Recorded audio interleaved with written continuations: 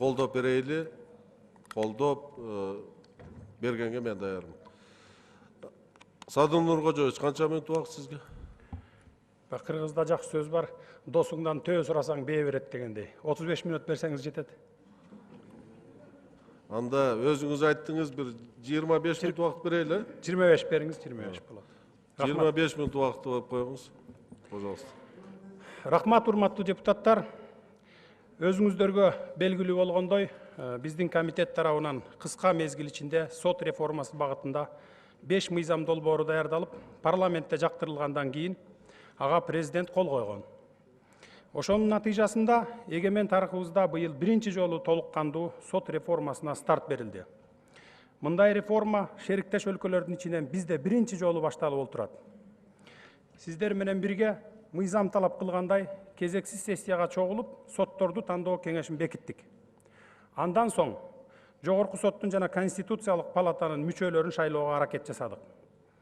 Бул аракетибизден кандай жыйынтык чыккандыгын бардыгыңыздар жакшы билесиздер. 15 августка белгиленген кезексиз сессия иш жүзүндө үзгүлтүккө учурады. Конституциялык орган болгон Жогорку кеңештин иши кимдер тарабынан кантип үзгүлтүккө учурады? 15 августта күтүүсүз жерден эле Жогорку кеңештин алдында атайы уюштурулган топтогу элдин каршылыгы пайда болгону баарыбызга, айрыкча мага табышмак болгон. Бирок арадан бир аз убакыт өткөн соң бардыгы түшүнүктүү болду. Жана бул аракеттер ак кара сыяктуу аныкталды. Кыргыз эли шибегени капка ката албайсың деп коет. Ошол күнкү сессиядан кийин мен бул митингдин катышуучулары менен бирме-бир жолугушуп, бир топ кызык маалыматтарды алдым. Көрсө 6-7 апрелдеги окуялардын активдүү катышуучуларын таластан президенттик аппарат атайын чакыртышыптыр. Шылтоосу парламент ыңкылаптын катышуучуларынын жеңилдик бере турган статусун мыйзамдаштыргандан баш тартып, ал аз келгенсип экс-министр Бакыт Калиевди абактан бошотуу максатында сотторго кысым көрсөтүп жатыптырбыз. Мына ушундай жалган маалыматка алданып калышканын митингке келгендер айтып беришти. Элдин санын көбөйтүү үчүн Лев Толстой көчөсүндөгү эмгек биржасынан бир топ адамды, ага кошумча бюджет кызматкерлерин чыгарышкан. Таластан келген азаматтар кимдир бирөөлөр аларды арам саясий максатында пайдаланып жатышканын кеч түшүнүшүп, абдан нааразы болушту. Данияр Тербишалиев коллегабыз бул нааразылыкты жабуу максатында Дасмия ресторанында 70-ке чукул кишиге сый тамак уюштуруп, ал жерде жеке өзү болгон. Чайдан кийин таластан келгендер кайра кеткенге жол кире талап кылышканда, Каптагаевдин тегерегиндеги балдар 4000 сомдон карматышкан. Жашырган эмне? Бул спектакль толук бойдон президенттик аппарат жетекчиси Эмилбек Каптагаев тарабынан түздөн-түз уюштурулган. Муну далилдей турган күбөлөр, фактылар толук жетиштүү. Жеке мени Бакыт Калиевди абактан бошотуу катына кол коюп, парламенттин сот укук маселелери боюнча комитетинин төрагасы катары сотторго кысым көрсөтүп жаткан адам катары көрсөтүшүптүр. Мен бул катка кол койбогондугумду далилдеп бергенден кийин көпчүлүгү таң калышты. Президенттик аппарат жетекчиси мына ушундай арам ыкма менен жеке мени гана эмес, бүтүндөй парламентти элге жаманатты кылууда. Бул шартта мыйзамдуу суроо туулат. Эл депутаттары өздөрүнүн эмгек отпускасын ортодон бузуп, кезексиз сессияга чогулуп жатса, анын ишин Каптагаев президенттин уруксаты менен үзгүлтүккө учураттыбы, же бул анын жеке демилгесиби? Бүгүн мына ушул суроолорго мен так жооп берүүгө даярмын. Жана менин бул аракетимде 120 депутаттын Жогорку кеңештин ар намысы тыгыз байланышкандыгын унутпасаңыздар. Мен президенттин Жогорку кеңештеги өтө ишенимдүү жана урматтуу өкүлү Данияр Нарымбаевке расмий түрдө кайрылам. Бүгүнкү отурумдан кийин менин сөзүмдүн стенограммасын алып, президентке Каптагаевдин иш аракети тууралуу так маалымат берип койсоңуз. Себеби бул өтө маанилүү жагдай. Анткени Каптагаевга каралып жаткан маселе жакпай калса, жеке өзүнүн демилгеси менен Жогорку кеңештин ишин үзгүлтүккө учурата берсе болобу? А балким мындай тапшырманы урматтуу президентибиз өзү берип жатабы? Жогорку кеңеш конституциялык орган болгондуктан, анын ишин атайлап үзгүлтүккө учуратуу мамлекеттик төңкөрүшкө тете экендигин расмий билдирем. Буга сөзсүз баа берилиш керек.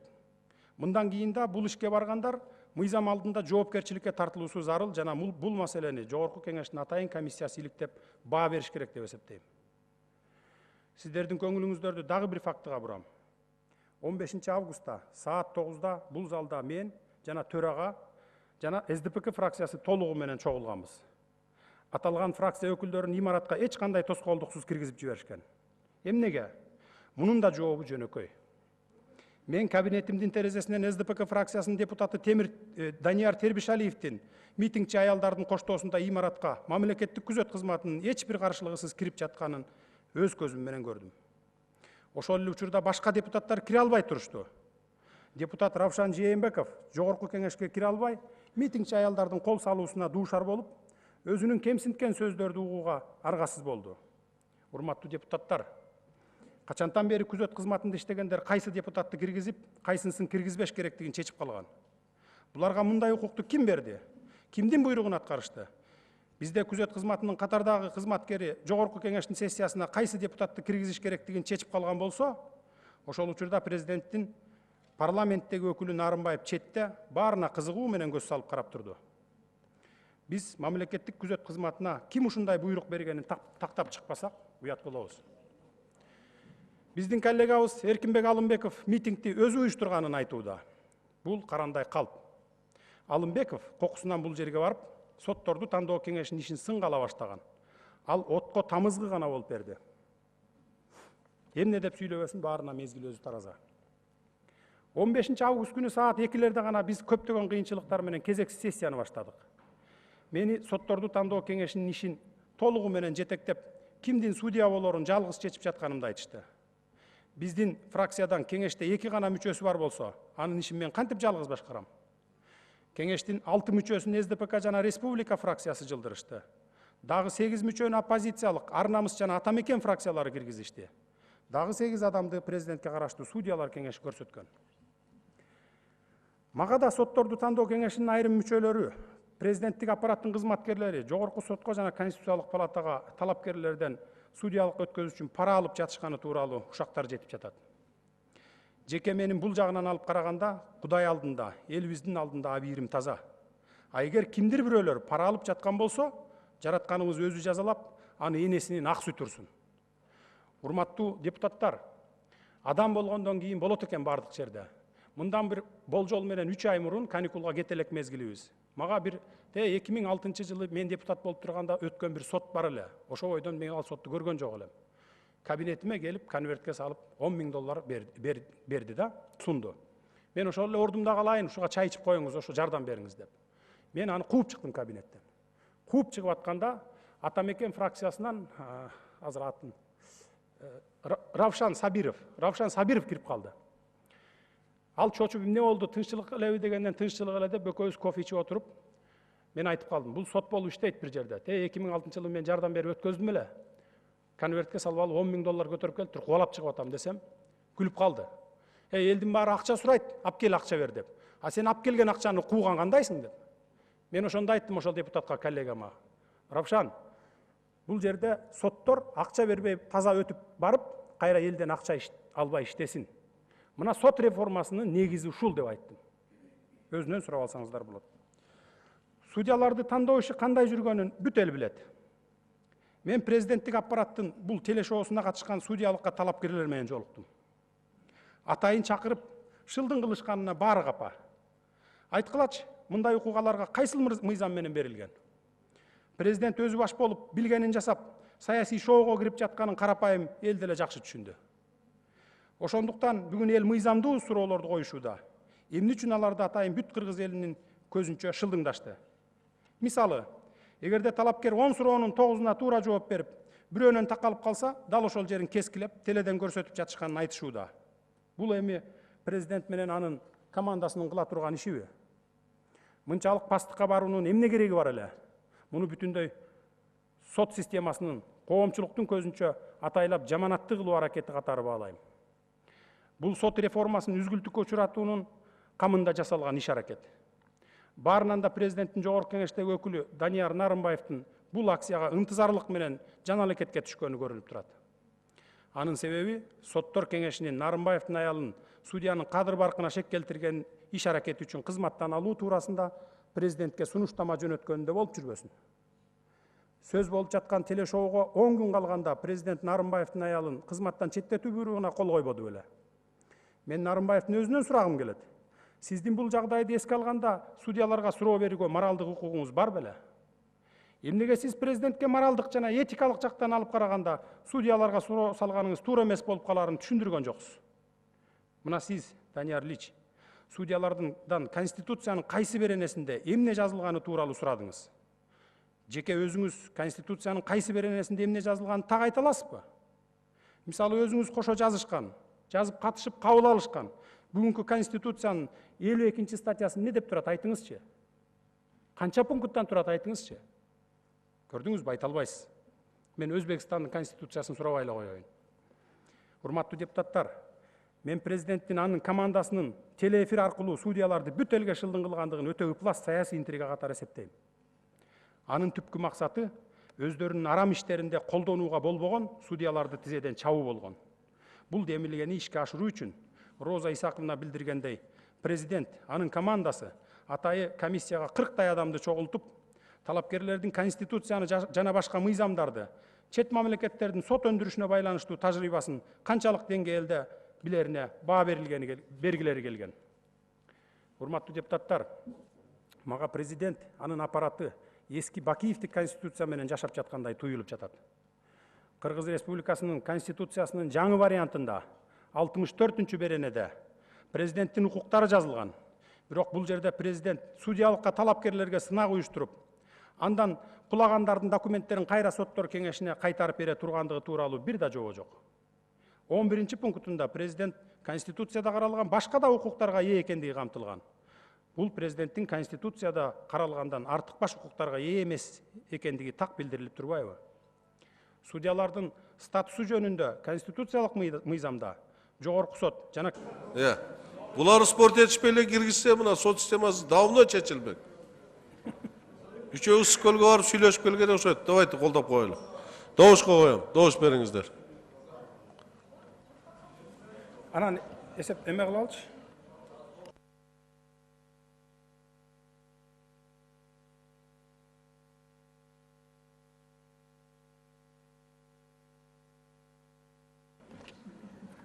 Неме?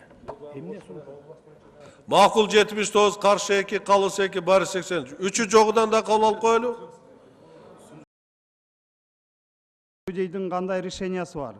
Ошо решениясы эмне себептен келип атат деген информация биз алган жокпуз. Сиз бизди топтодуңуз дагы, кеп бүтүрүп коелу, кол көтөргүлө все. Даже поспешно персонально кылдырбасың. Общий өткөзөлү дедиңиз. Например, мурунку судьялар боюнча биз комитетте караганда какой-то информация болгон.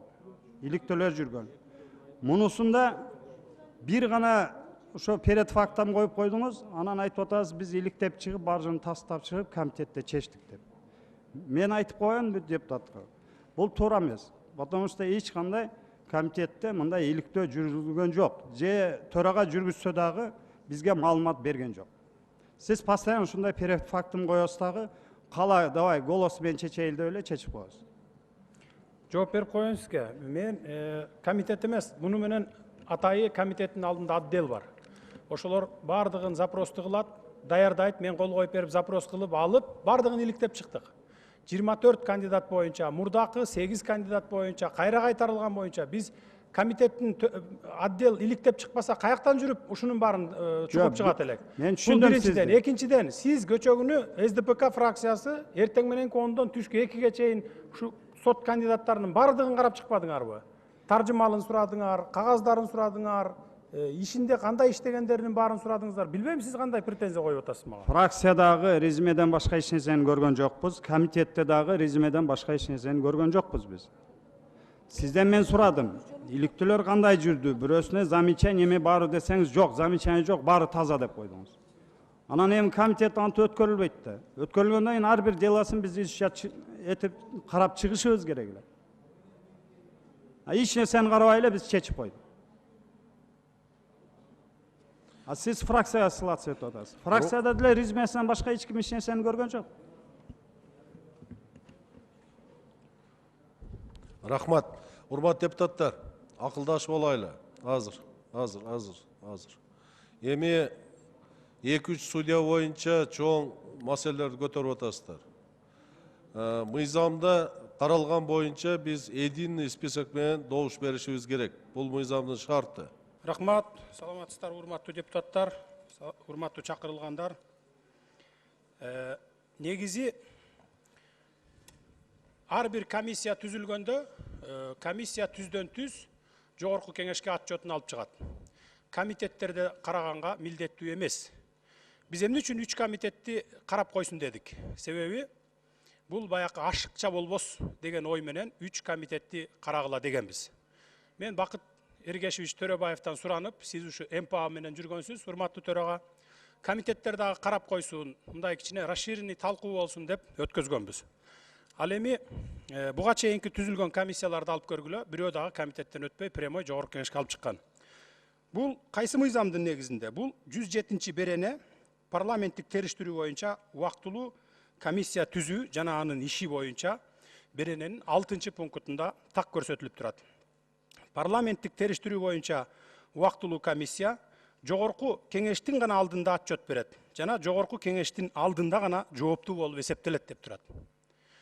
Ошондуктан, урматтуу төрага, биринчи комиссиянын чечимин, комиссиянын сунушун добушка коюшуңуз керек.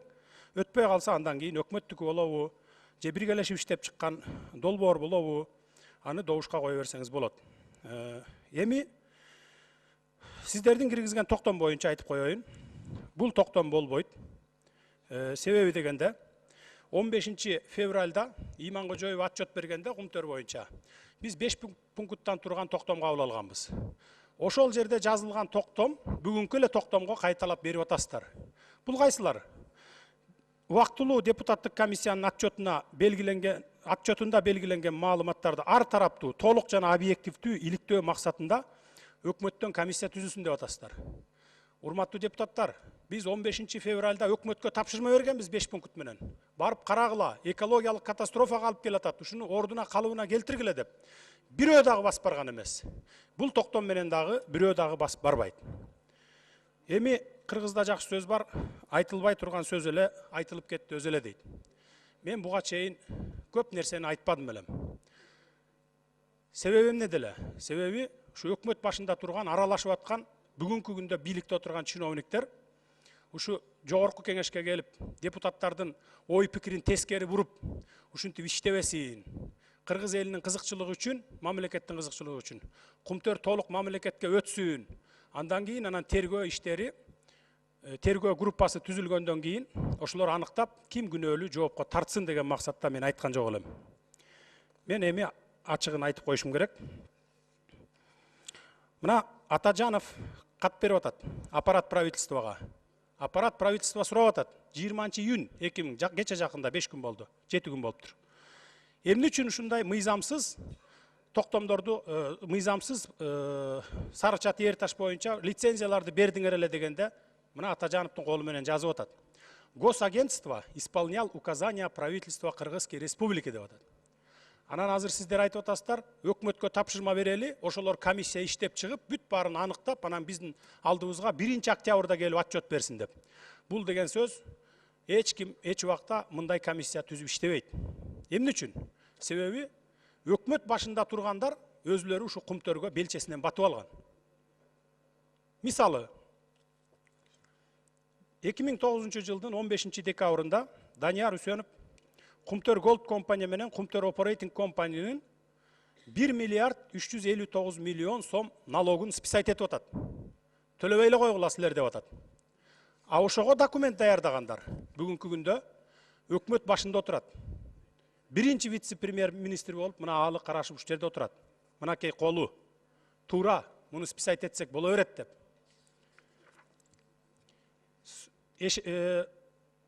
Налоговыйдын убактылуу баякы временно исполняющий обязанности председателя налоговой службы Эшенкулов берип атат. Макулмун, боло берет деп. Жапаров Акылбек Үсөнбекович, мен макулмун деп атат. Калимбетова макулмун деп атат. Алы Карашев кол коюп атат, макулмун, ушуну списать этели деп атат. Эмне биздин бюджетине Швейцария болуп кеттиби? Заместитель министра финансов Кожошев берип атат, тоже макулмун деп. Статс-секретарь Минюста в то время Аида Салянова берип атат, макул деп. Жана башкалар 1 миллиард 359 миллион сомду спис айтып атат. Анан сиздер ушуларга алып барып туруп кайра комиссияны берели деп атасыздар. Ушулар иликтеп чыксын деп.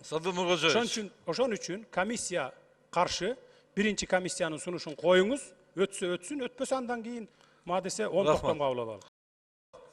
Рахмат, урматтуу депутаттар. Мына Аалы Азимовичке рахмат, өзү да ушу корутундуну туура деп мына тастыктап берди. Андан сырткары мамлекеттик комиссия түзөлү деп атпайбы? Комиссия мына бардык болгон иштерди иликтеп чыктык. Мына 59 папка колубузда турат. Түнкү саат 3-тө ойготсоңор дагы таап беребиз. Кайсы адамга кайсы папкада күнөөсү бар экени жатат деп туруп.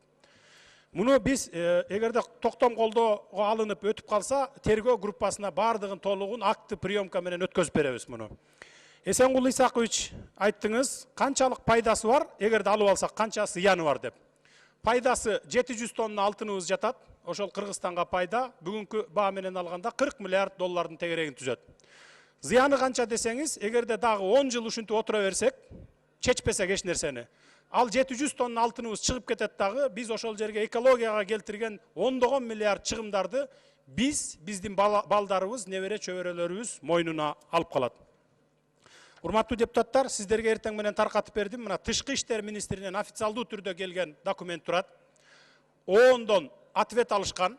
Бул эч кандай эл аралык договор эмес, бизде учетто жок деп мынакей зам министра Кемелованын колу менен турат. То есть мындан коркпой эле койсоңуздар болот.